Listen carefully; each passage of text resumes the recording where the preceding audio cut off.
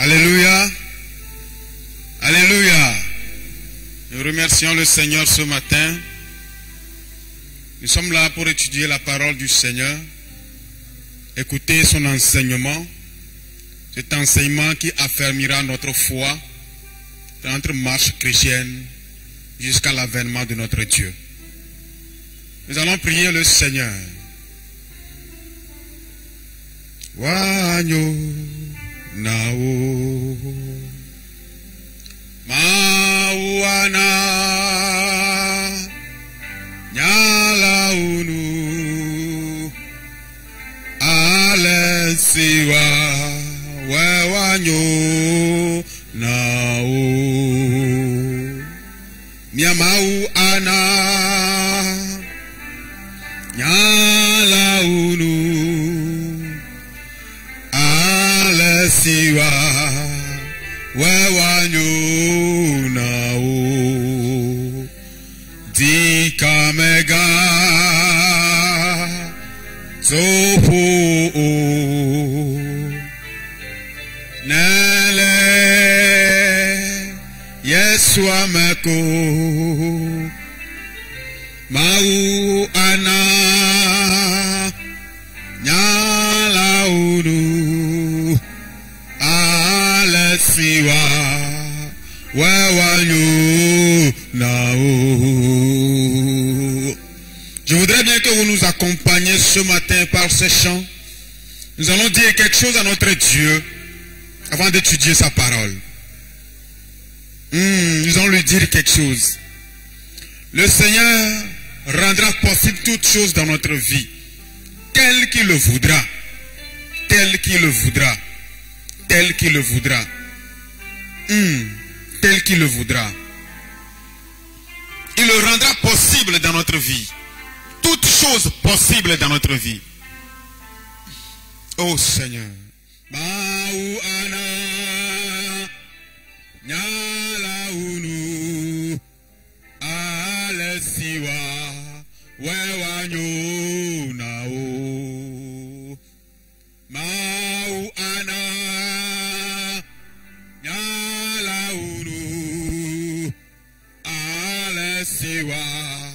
Wewanyo nao dikamega tofu nele Yesu ameko mauya ana nyala unu alesiwa wewanyo nao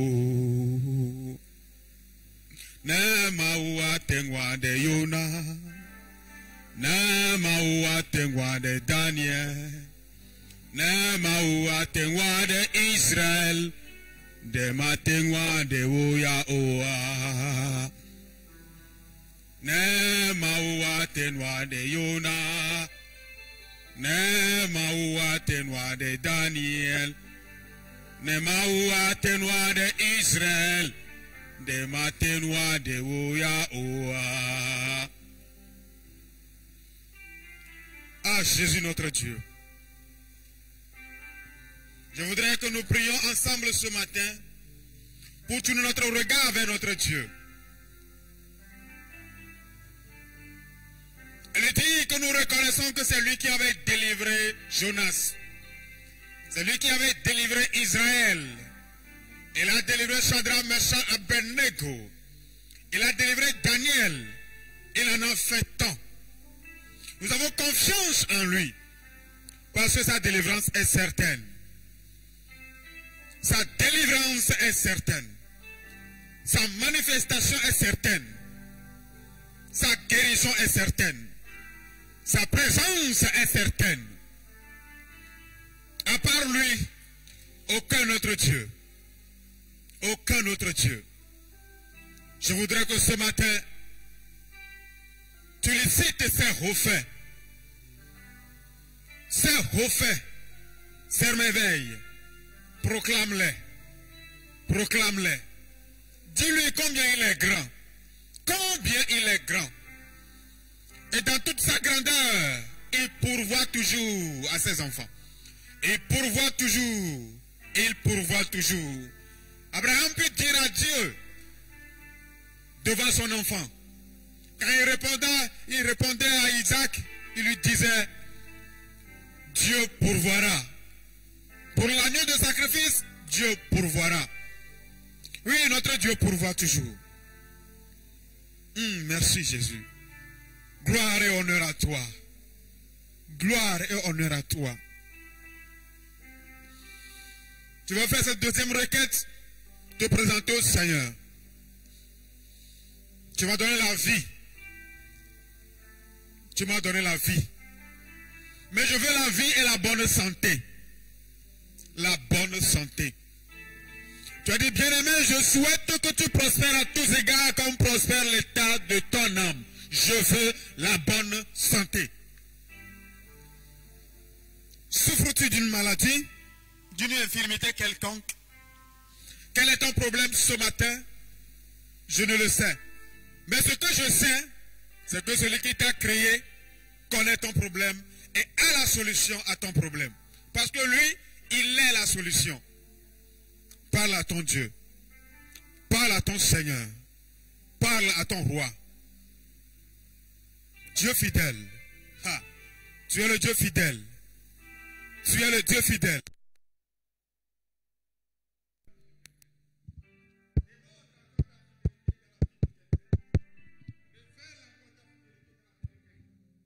Dans le nom puissant de Jésus.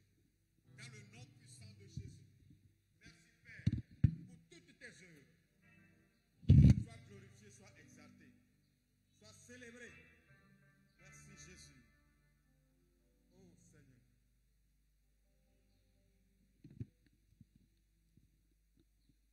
Merci Père. Je te rends grâce pour ce moment ultime que tu nous as accordé pour nous approcher de toi. En cet instant précis où nous voulons étudier ta pensée, ta parole, nous te prions, Père Céleste, visite-nous ce matin. Et que ta visitation change notre identité, qu'elle change notre manière de voir, qu'elle change notre manière de percevoir la réalité spirituelle. Merci notre Père. Merci Jésus. Nous te prions ce matin encore. Tu nous as demandé de porter des fruits. Oui, des fruits dignes de repentance. Nous parlerons encore de toi ce matin. Viens et enseigne-nous ta vérité. Au nom de Jésus. Amen. Amen. Nous remercions le pianiste qui nous accompagne en fond sonore pour vous permettre d'être dans ce bain, dans cet élan d'adoration pour écouter l'enseignement du Seigneur. Le dimanche passé, nous avions fini avec notre première partie de la leçon sur le fruit de l'esprit. Le fruit de l'esprit. Nous avions parlé particulièrement de ce fruit qu'est l'amour et ses caractéristiques. Parce qu'en résumé, le réel fruit de l'esprit, c'est l'amour de Dieu. Et cet amour a des caractéristiques, principalement la joie, la paix, la douceur, la tempérance, la bonté, la patience, la bénignité. Aujourd'hui, nous continuons notre leçon et nous allons nous appesantir sur la deuxième partie de ces fruits, le reste de ces fruits que nous devrons étudier. Lisons la parole de Dieu qui parle effectivement de ces fruits dans Galates, le chapitre 5, le verset 22. Galates, le chapitre 5, le verset 22, la parole déclare: mais le fruit de l'esprit, c'est l'amour, la joie, la paix, la patience, la bonté, la bénignité, la fidélité, la douceur, la tempérance. La loi n'est pas contre ces choses. La loi n'est pas contre ces choses. Si nous avions parlé de l'amour, nous avions parlé de la joie, nous avions parlé de la paix, nous avions parlé de la patience, nous avions parlé de la bonté, de la bienveillance. Effectivement, il reste quelques-uns de ces fruits que nous devrions mentionner aujourd'hui. Il s'agit principalement là de la fidélité de la douceur et de la tempérance. Je voudrais bien que ce matin, notre étude puisse être un catalyseur pour notre vie chrétienne. Qu'à l'issue de l'étude de ce matin, un nouvel élan reprenne dans ta vie, dans ton adoration. Dans ta vie relationnelle, que ce soit à l'église, parmi les frères et sœurs, en famille, dans la société, qu'il y ait un nouveau rebondissement. Un rebondissement positif qui apporte la vie. Car Christ est la vie. Et il faut que les chrétiens reflètent la vie. Parce que Christ vit en eux. Amen. Jésus disait à ses disciples dans Jean le chapitre 15, le texte de base, l'un des textes de base de cet enseignement, je suis le vrai cep. Ça voudra dire qu'il y a aussi des faux cep. Le vrai cep. Et vous, vous êtes les sarments. Aucun sarment ne pourra porter de fruits s'il ne reste attaché au cep, au tronc de l'arbre. Parce que c'est du tronc qu'il recevra de la sève pour pouvoir s'alimenter, grandir. Tu reçois ta sève d'où? Ta nourriture spirituelle. Ce qui te fait grandir dans la foi, tu la reçois d'où?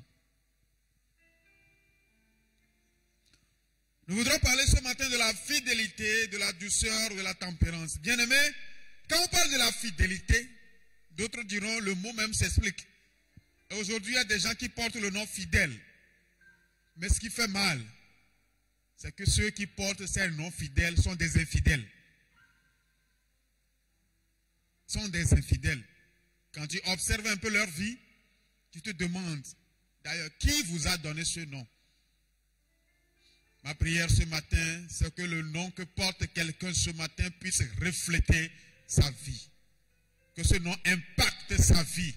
Et que la puissance du Saint-Esprit agisse au travers de toi. Au nom de Jésus.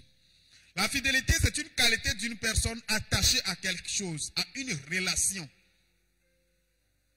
C'est une constance dans une relation, c'est une honnêteté. D'autres diront même la loyauté, une fermeté dans la persévérance. La fidélité. Et si nous reprenons l'aspect professionnel, les relations commerciales, vous verrez les agents commerciaux ou bien les départements commerciaux disent fidéliser la clientèle. Avoir une mainmise sur sa clientèle en sorte que si ce client n'achète pas chez vous, il n'est pas satisfait. Au début, il pourra acheter au comptant. Mais tel que vous l'avez fidélisé, la manière dont vous avez tissé votre relation, le client en paie à vous venir acheter même un crédit chez vous parce qu'il a un échéancier qui lui aussi s'engage à respecter, fidéliser la clientèle. Si je reviens à la maison, les relations conjugales, la fidélité dans le couple. La terminologie souvent utilisée dans ces relations conjugales, ce n'est pas la fidélité dans le couple, mais plutôt l'infidélité conjugale. L'infidélité. Et quand on parle d'infidélité, nous le savons tous, c'est lorsque l'un des partenaires ne respecte pas les principes, l'engagement qu'ils ont pris chacun envers l'autre dans la conclusion de leur mariage. Je dis bien, c'est lorsque l'un des partenaires ne respecte pas les principes, les engagements qu'ils se sont donnés, qu'ils ont pris dans la conclusion de leur mariage. À ce moment intervient l'infidélité conjugale.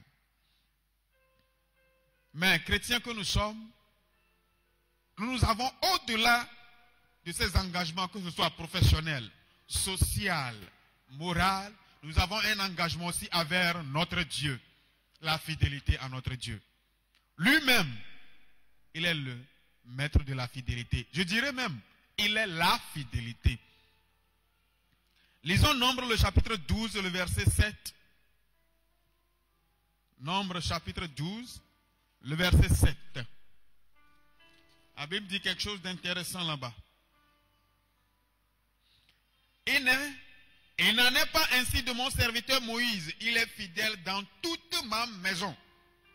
Ça, c'est Dieu qui parle de Moïse. Lorsque Marie et Aaron ont médit contre Moïse. Dieu les a convoqués dans la tente d'assignation. Et là-bas, le Seigneur leur faisait des reproches. Pourquoi ils ont parlé contre Moïse? Parce que Moïse est fidèle dans toute sa maison. Est-ce que Dieu aussi peut témoigner ainsi de toi? Dieu a rendu le même témoignage de Job quand il disait à Satan, est-ce que tu as vu mon serviteur Job? Il est intègre. Ah, c'est intéressant. Quand Dieu lui-même témoigne de toi, c'est intéressant quand Dieu témoigne de toi. Nous pourrons voir la même chose dans Nombre 23, le verset 23. Et là-bas, la Bible est claire sur la nature de Dieu lui-même.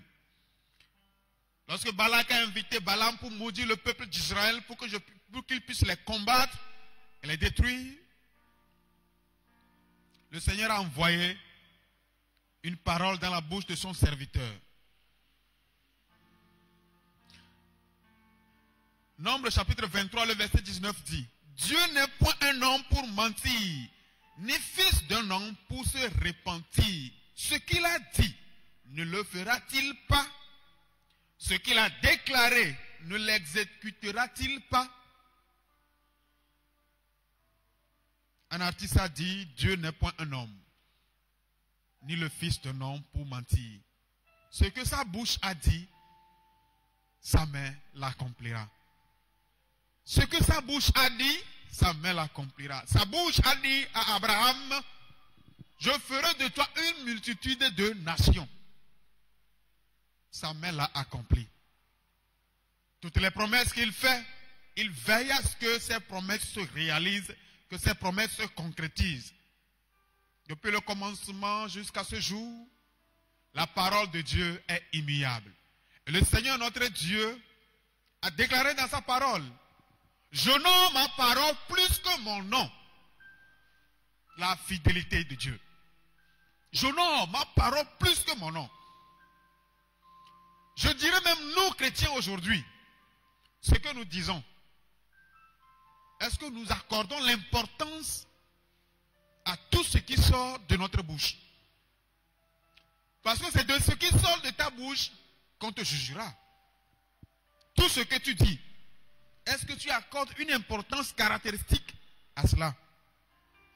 C'est ce qui fait souvent, je dis à mes frères, à mes amis, un chrétien n'a pas besoin de réfléchir avant de répondre à certaines questions. En ce sens où même tu dors, quand on te réveille, c'est oui ou c'est non, tu dis la même chose. Tu n'as pas besoin de réfléchir, savoir qu'est-ce que tu avais répondu à cette question il y a de cela 1 semaine, 2 semaines, avant de répondre. Autrement, tu es menteur. Et le menteur n'héritera pas le ciel. La fidélité de Dieu. Notre Dieu est fidèle. Il est fidèle. Lisons quelque chose dans Apocalypse chapitre 2. Ah, c'est intéressant. La fidélité de Dieu. Même si les hommes décident d'être infidèles, ça ne changera en rien la nature de fidélité de notre Dieu. Apocalypse chapitre 2, le verset 10. Ne crains pas ce que tu vas souffrir. Voici, le diable jettera quelques-uns de vous en prison afin que vous soyez éprouvés. Et vous aurez une tribulation de 10 jours. Sois fidèle jusqu'à la mort. Et je te donnerai la couronne de vie. Nous te payons Nyaya managbe fiakuku. Nous te payons Nyaya managbe fiakuku. Sois fidèle jusqu'à la mort. Et moi, je te donnerai la couronne de vie, la couronne incorruptible, cette couronne que personne d'autre ne peut te donner, cette couronne qui ne faillit jamais, cette couronne éternelle, car moi-même, je suis éternel. Je suis fidèle. Ah, je voudrais que ce matin, tu sondes la fidélité de Dieu. Tu tournes tes regards vers le Seigneur. Imagine la fidélité de Dieu. Comment le Seigneur est stable dans sa fidélité. Et fais de ta vie cette fidélité. Et tu verras la manifestation de Dieu dans ta vie. Au nom de Jésus. La douceur, c'est l'une des caractéristiques du fruit de l'esprit. Être doux, être agréable, être affectif. Quand nous prenons l'exemple du jour, lorsque l'aurore se lève, au petit matin, la nature est calme, mais on sent la présence de la chaleur qui viendra. Mais lorsqu'il sonne 16h, 17h, on rentre dans la douceur du soir. La douceur du soir. Être doux. La douceur consiste en une attitude d'humilité, de gentillesse, sans désir de vengeance. La douceur est affective. Lisons quelque chose dans Colossiens, le chapitre 3, le verset 12.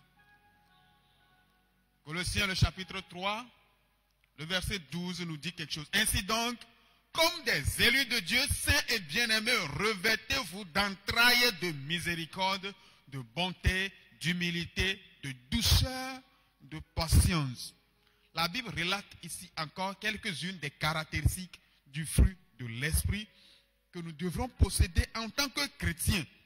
Parce que en l'absence de ces fruits de l'esprit, la vie chrétienne ne sera pas une réussite. Parce que je disais depuis le début de ces leçons, lorsque nous recevons Christ, la vie de Christ devra démarrer en nous. Et cette vie, c'est l'amour. Paul disait aux Éphésiens, je vous exhorte donc, moi le prisonnier dans le Seigneur, à marcher d'une manière digne de la vocation qui vous a été adressée, en toute humilité et douceur, avec patience, vous supportant les uns les autres. Dans la douceur, nous nous soumettons à la volonté de Dieu. Nous arrivons à nous supporter les uns les autres. C'est de la considération, la tolérance. Jusque même dans le foyer, il faut la tolérance. Ton partenaire a reçu une éducation avant de venir. Toi aussi, tu en as reçu. Et ces deux éducations sont appelées à cohabiter jusqu'à la fin de vos jours. Si tu te braques sur ta position, voilà ce que je veux, sans négociation. Ben, quel sera le résultat? Voilà ce que je veux. J'ai eu un ami, on avait travaillé ensemble dans une société. À la maison, cette amie que j'ai s'est mariée à un homme. Et on causait, un jour elle me disait, quand mon mari t'appelle pour discuter, rassure-toi, c'est plutôt un tribunal. J'ai dit quoi? Elle dit, son mari a l'habitude de lui dire, assieds-toi, on va parler. Et il dit, ici c'est comme ça, c'est comme ça, c'est comme ça, c'est comme ça, c'est comme ça, point. La réunion est terminée. Il n'y a pas de discussion. J'ai réfléchi. Mais est-ce que ça, c'est mariage? Est-ce que c'est la mise ensemble de deux personnes différentes, de deux éducations supposées différentes, pas forcément contradictoires? La tolérance, la douceur. Mes amis, quand vous êtes doux avec votre partenaire, vous obtenez tout. Tout. La Bible a demandé à la femme de se soumettre à son mari et au mari d'aimer sa femme. Mais laissez-moi vous confirmer ce fait. Un homme qui veut posséder complètement sa femme doit posséder d'abord son cœur. Doit posséder son cœur. Nous continuons notre étude. À part la douceur, nous avons les tempéraments. C'est l'une des caractéristiques du fruit de l'esprit. La tempérance ou la maîtrise de soi. Le seul sujet, la tempérance, peut faire objet d'une étude entièrement à part. Parce qu'aujourd'hui, vous allez rencontrer des chrétiens qui vous disent, moi je suis comme ça, je suis né comme ça. C'est comme ça, moi, je suis. Je dis bien, un chrétien aussi va dire, je suis comme ça, je suis né comme ça, c'est comme ça, je suis. Est-ce que réellement Christ est en toi? Parce que Christ, c'est le changement. Christ, c'est la renaissance. Christ, c'est la nouvelle vie. Chrétien ne peut plus dire, je suis né comme ça, moi je suis comme ça. Non, non et non. Je dis non et non. La tempérance, c'est la modération, la retenue de soi. Et il faut que le chrétien soit le modèle en matière de tempérance. Parler de tempérance même, c'est parler des tempéraments. Nous le savons tous qu'il y a principalement 4 tempéraments. Nous avons le colérique, le flegmatique, le sanguin et le mélancolique.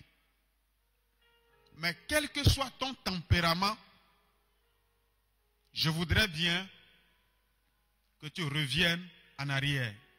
Fais un clin d'œil à Dieu, à Jésus. Parce que lui, il change tout dans une vie lorsqu'il arrive. Amen. Lorsque Christ entre dans une vie, il change tout. Paul pourra dire, si je vis, ce n'est plus moi. Donc toi qui me dis, c'est comme ça, moi je suis. Non. Tu n'es pas encore transformé. Tu n'as pas encore eu le renouvellement de la personnalité, de l'intelligence. Si je vis, ce n'est plus moi qui vis, mais c'est Christ qui vit en moi. Amen. Ce matin, nous avions étudié le fruit de l'esprit, la deuxième partie. En résumé, nous avions parlé de la fidélité, qualité personnelle de Dieu, nature de Dieu, que nous devrons posséder également. Nous avions parlé de la douceur, nous avions parlé de la tempérance. Chrétien du 21e siècle, es-tu fidèle dans tes engagements?